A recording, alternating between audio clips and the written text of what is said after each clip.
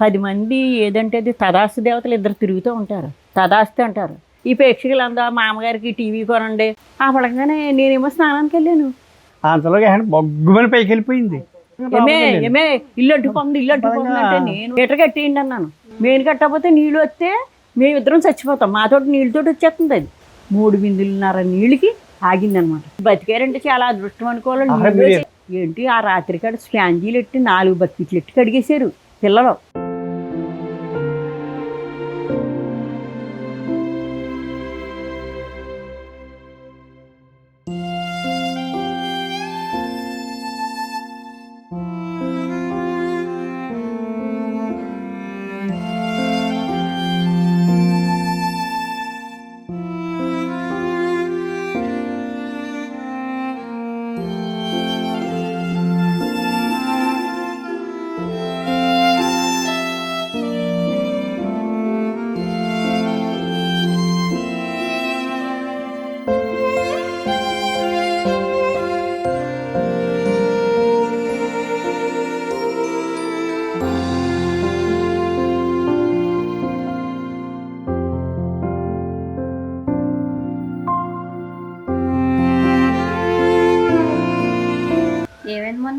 ఏనాడు ప్రకృతి వైపరీత్యం అంటే 10 మంది ఏదంటే అది తదాస్తు దేవతలు ఇద్దరు తిరుగుతూ ఉంటారు. తదాస్తు అంటారు. ఈ ప్రేక్షకులందరూని మీరు వీడియో తీస్తూ ఉంటే నా నీట్గా వచ్చి టీవీ ఏమో ఇలా గంతేసింది. దానికి ఆనందం పట్ల గంతేసినట్టు గంతేస్తే ఈ ప్రేక్షకులందరూ మా అమ్మగారికి టీవీ కొనండి టీవీ మార్చేయండి అంటంతో 10 మంది ఏదంటే అదే జరుగుతుంది సుమా. అలాగే జరిగిందేమో. ప్రతి ఏనాడు ఆ పక్కన సోకు సామాన్లు ఈ పక్కన సోకు సామాన్లు పైన ఏమో 20 చీరలు తిరుపతి వెళ్ళి వచ్చాను, పెళ్ళికి వెళ్ళి వచ్చాను, అన్నీ ఇస్త్రీకి ఇద్దామని అక్కడ పెట్టాను. ఈ పురుళ్ళకేమో కొన్ని పాత చీరలు తీసేసాను, కొత్త చీరలు పెట్టాను. ఆ పడంగానే నేనేమో స్నానానికి వెళ్ళాను. బగ్గమనిపోయిందంట. స్విచ్ చేసి వెళ్ళాను. ఫ్యాన్ వేయలేదు నేను. ఇంకా అక్కడికి వచ్చింది బతిమాలి మేత తినిపిస్తున్నాను. తినేసింది ఆ పరంగా ఊరికి 5 నిమిషాలు ఆ కుర్చీ పట్టిన అక్కడికి వచ్చి పెడతామని అంతలో బొగ్గుమని పైకి వెళ్ళిపోయింది. ఆ పరంగా ఏంటి అని చెప్పి కిటికీ చూసి ఆయనకి భయం ఇల్లు అడ్డుకుంది అంటే నేను అంతకుముందు కర్ణాటక ఆవిడ ఫోన్ చేశారు. ఆవిడ చేస్తే ఇలా వెళ్ళానని చెప్పండి వస్తాను అన్నాను. నాకు అన్నం తినేప్పుడు స్నానానికి వెళ్ళేప్పుడు సరిగ్గా వస్తాయి. జాగ్రత్త పరిచి వచ్చేటప్పటికి ఆ పరంగా ఏంటి నేను ఇల్లు అంటిపోతున్నాయి బాబు కంపడిపోయింది అన్న అనేటప్పటికి అప్పుడు ఏం చేసింది గబుక్కని వెళ్ళి మీటర్ కట్టేయండి అన్న. అప్పుడు గబగబా మొత్తం పక్కకి కట్టేసి మీటర్ కట్టేసాను. ఏదో ఉంది కదా ఆ పరంగా నోరేసుకు బతికే కూతురని మా నాన్న కట్నం ఇవ్వలేదు, తెలివితేటలు ఇచ్చారు. ఆ నోరేసుకు బతికే 116లకే నష్టమైన ఆ నోరేసుకు బతికే కూతురని అంటే 4 బిందెలు నీళ్ళు పోసేసింది అనమాట. మీటర్ కట్టేయండి అన్నాను. 4 బిందెలు నీళ్ళు బయటకు వచ్చినా ఆగదా దేవిని. బట్టలు అంటుకుపోయి పైన ఇగో సోకు సామాన్లు పెడతాను కదా డెకరేషన్లో, పోలు తక్కువ గుడ్డిదని అన్నట్టు ఏవో డెకరేషన్లు పెడతాను. అదేమో మైకా కవర్ బూడిదడిపోతుందని పెట్టాను కదా. ఈ మంట దానికి అంటుకుపోయింది. దాని జిగురు బట్టల మీద అడిపోయింది. అసలు ఇంకా మంటలో ఈ పైన అటుకి అటుకు గొడిగంత లెక్క అంటుకుపోయింది. అంటుకుపోయేప్పటికి ఈయన మెయిన్ కట్టేయండి అని అక్కడే ఉన్నాయి కదా సాదేవుడు తెచ్చిన మంచినీళ్ళే. ఇంకా బకెట్ తోటి ఆ బిందులు పోసేసాను. కానీ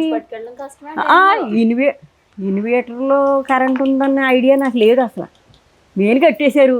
ఇంకా దాన్ని ఏం చేయగలుగుతాం, కరెంట్ ఉంది.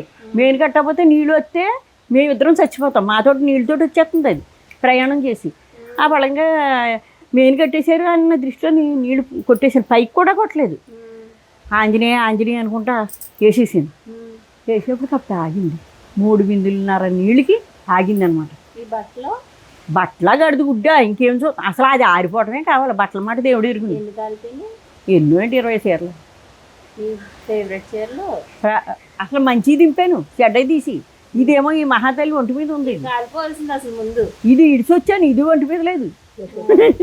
తాతయ్య బట్టలు పాపం ఈ బీరువాలో అన్న ఉంటే మా తాతయ్య బట్టలు అన్ని బయట. అయ్యా ఆ మహారాజు గారికి కూతులు కొనిచ్చిన బోర్డులు ఉన్నాయి. ఓ సూట్ కేసు ప్రత్యేకంగా ఉన్నాయి. ఆయన సూట్ కేసులో పెట్టాను. మీ మొత్తం లింగీలన్నీ కాలిపోయాయి.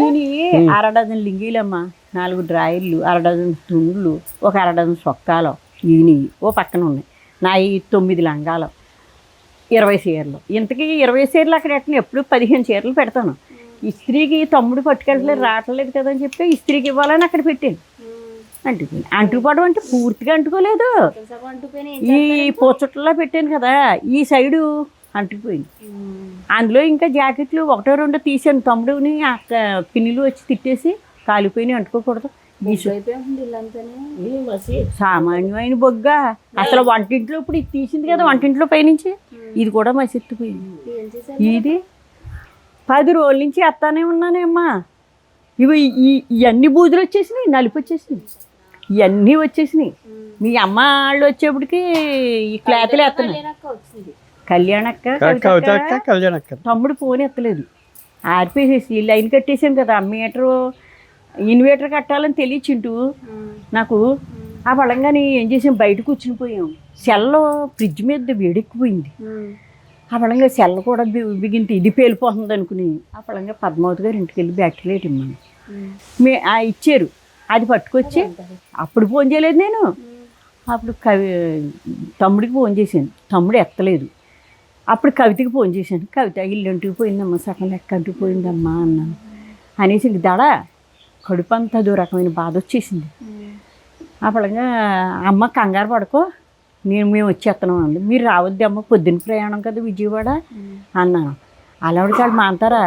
అప్పుడు వాళ్ళు గబ్బుకు 4 చీరలు, బంగారాజు బాబాయ్ 2 లింగీలు, కవితకి 4 లంగాలు పెట్టేసుకుని వాళ్ళు అన్నం వండుకున్నా తినకుండా అన్నం క్యారేజీలు సర్దేసుకుని తర్వాత ఏమో పాల ప్యాకెట్లు 2 పెరుగు ప్యాకెట్లు వచ్చేసారు ఇక్కడికి. వచ్చేసరికి అమ్మ కంగారు పడక మేము వచ్చేస్తున్నాం అంటే తమ్ముడికి కవిత ఫోన్ చేసినాడు. ఫోన్ చేస్తే అప్పుడు తమ్ముడు కుమార్ గారికి కరెంటుడికి ఫోన్ చేస్తే ఏమంటే దుష్యంత్ గారు ఇన్వర్టర్ కట్టారా లేదా, మీటర్ కట్టారు కానీ ఇన్వర్టర్ కట్టారా, చాలా ప్రమాదం నీళ్ళు వేసేసారు అంటున్నారు. మేము వస్తున్నాను మొగల్తూరులో ఉన్నాను అన్నాడు. ఆ పడగా ఆడు వచ్చి రాగానే అంటున్నాడు.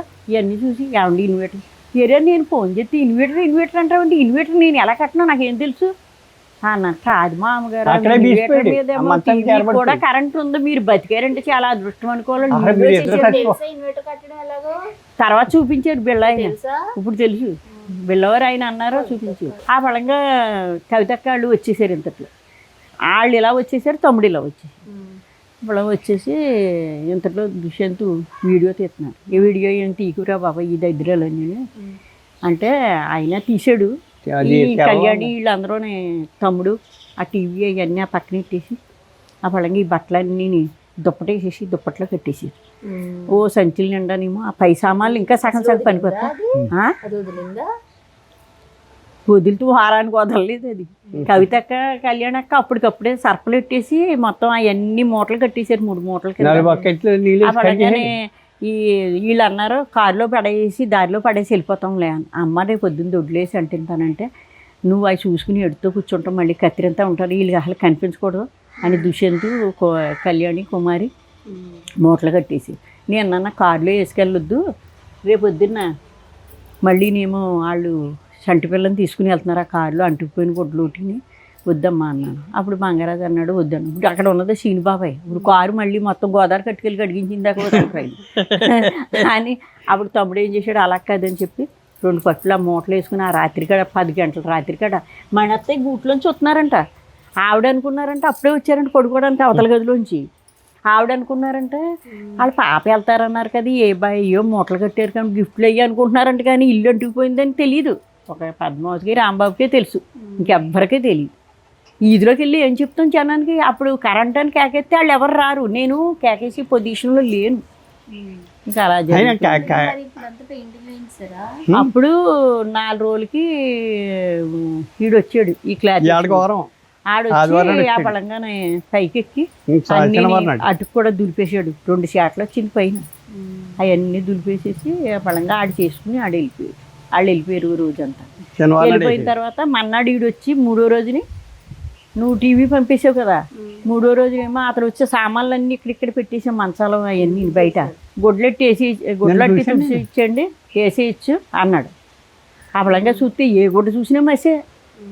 అదేంటి మీ పాప ఏంటి ఆ రాత్రికాడ స్పాంజీలు ఎట్టి 4 బకెట్లు ఎట్టి కడిగేశారు పిల్లలు. కవిత కళ్యాణి దుష్యంత్ అందించి అవి ఎంత మసి అనుకుంటున్నావు. అప్పుడు నువ్వు కూడా అన్నావు కదా ఈ గదిలో పడుకోకుండి ఆ గదిలో పడుకోండి అన్నావు కదా.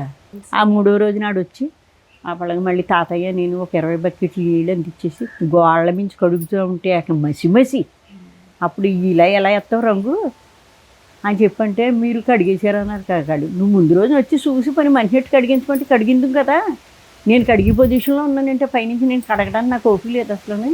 మామూలు ఇది వరకు అయితే కడిగేద్దు మళ్ళీ ఆ మంచాలన్నీ ఇక్కడ పెట్టి ఆ పడంగా 15 బాల్చాలు నీళ్ళు ఎట్టి పైనుంచి కడిగేసి ఆ మన్నాడు వచ్చి పెయింట్ వేసిన తర్వాత తమ్ముడు ఈ పక్కనే ఇవన్నీ తగిలింటున్నాం కదా ప్లాస్టిక్కి ఆ గొడవలు ఎట్టించేసాడు ఇక్కడ అనుకున్నట్టే జరిగిందనమాట. అది ఆ టీవీ అలానే వెళ్ళిపోవాలనుకున్నారు.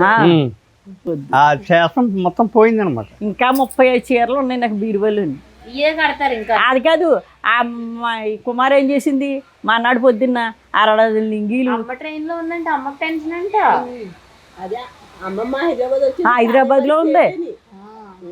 ఆ మన్నాడు పొద్దున్న పాపం హైదరాబాద్ నుంచి రావటం మళ్ళీ మార్కెట్కి వెళ్ళి ఈ లింగీలు కొని చొక్కాలు కొని మళ్ళీ నాకు ఏమో చీరలో 5 లంగాలు కొని ఆ లంగాలు కుట్టుకుని పాపం బిల్లవాళ్ళు విజయక్క ఫోన్ చేసిందండి ఎలా జరిగింది ఫంక్షన్ అని. ఇది ఒగిరిచేస్తున్నదంట మీ అమ్మ. ఇదేంటి అక్కలా ఒగురుతున్నావేంటి ఇలా దడ కింద ఉన్నావేంటి అంటే కాదే బాబు పొద్దున్న దిగాను అమ్మాళ్ళు ఇల్లు ఇలా జరిగింది నేను బట్టలు తేటానికి వెళ్ళాను కుట్టేసి పొద్దున్న పట్టుకుని వెళ్దామని. ఆయన ఎవరికి అదో పక్కనే వీళ్ళెవరు సీను అత్తయ్య చెప్పలేదు ఏంటంటే ఇది ఏం చెప్పను జనానికి వెళ్ళి వచ్చి వాళ్ళకి మా ఇల్లు అంటిపోయిందని చెప్పనేంటి.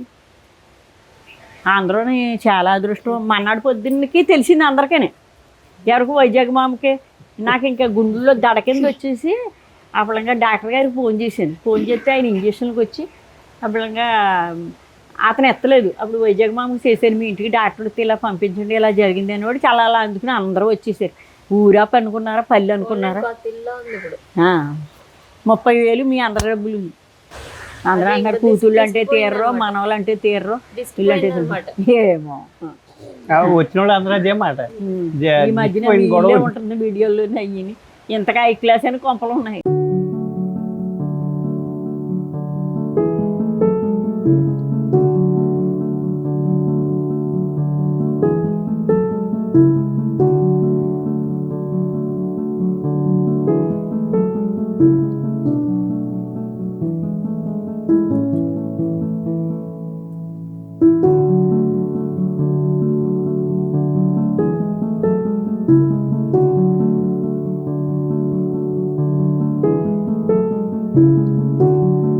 ప్రెజెంట్ అయితే వైఫై కూడా పెట్టించేసాము.